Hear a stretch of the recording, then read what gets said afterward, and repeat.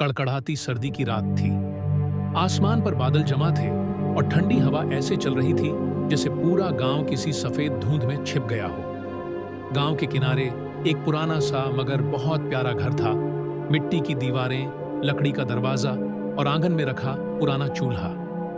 इस घर में रहती थीं अम्मी फातिमा और उनका पोता रहमान। चूल्हे पर बड़ी देगच्ची में सरसों का साग पक रहा था और घी व मसालों की खुशबू पूरे घर में फैल गई थी।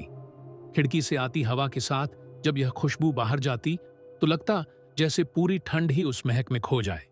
रहमान उंगलियां चूल्हे के पास सेंकते हुए बोला, अम्मी, आज तो बहुत ज्यादा ठंड है और साग की खुशबू ने तो भूख और बढ़ा दी है। अम्मी ने प्यार भरी मुस्कान के साथ कहा, सब्र कर बेटा, अच्छे स्वाद के लिए इंतजार करना सीखना पड़ता है। इंसान भी साग की तरह ही होता है, धीमे धीमे पके तो अच्छा बनता है। रहमान ने अम्मी की तरफ देखा। उसे पता था कि अम्मी बातें कम मगर सीख बड़ी देती हैं। थोड़ी देर बाद अम्मी ने मक्के का आटा गूंथना शुरू किया। हाथ ठंड से कांप रहे थे मगर हर रोटी में वह अपना प्यार डाल रही थीं।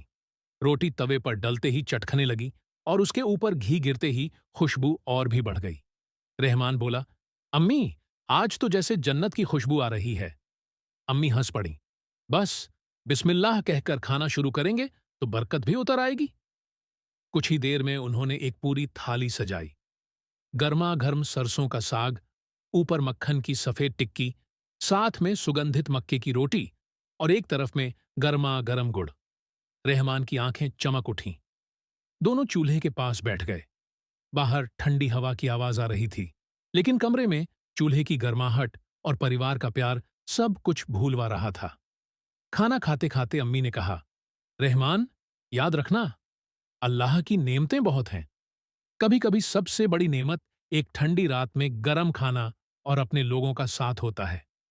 रहमान ने सिर हिलाया और बोला, अम्मी, जब मैं बड़ा हो जाऊंगा तो आपके जैसा साग बनाना सीखूंगा।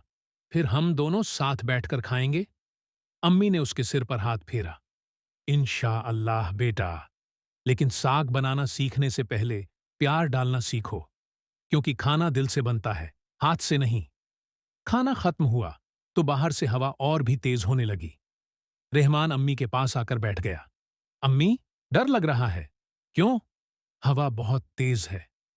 अम्मी ने उसे सीने से लगाया और बोली, डर किस बात का? जब दिल में ईमान हो और घर में अपनापन, तो दुनिया की ठंडी हवाएं भी नुकसान नहीं पहुंचा सकती। रहमान कुछ देर अम्मी की गोद में रहा। चूल्हे की गर्माहट, अम्मी का प्यार और साग का स्वाद, इन सब ने सर्द रात को एक खूबसूरत याद में बदल दिया। उस रात रहमान को एक बात समझ आई, घरों को गर्म रोटियां और साग गर्म नहीं बनाते, घर को गर्म बनाते हैं लोग, उनका प्यार, उनकी दुआएं और उनका साथ। और इस तरह सर्दी की एक लंबी रात रहमान के दिल में हमेशा के लिए बस गई।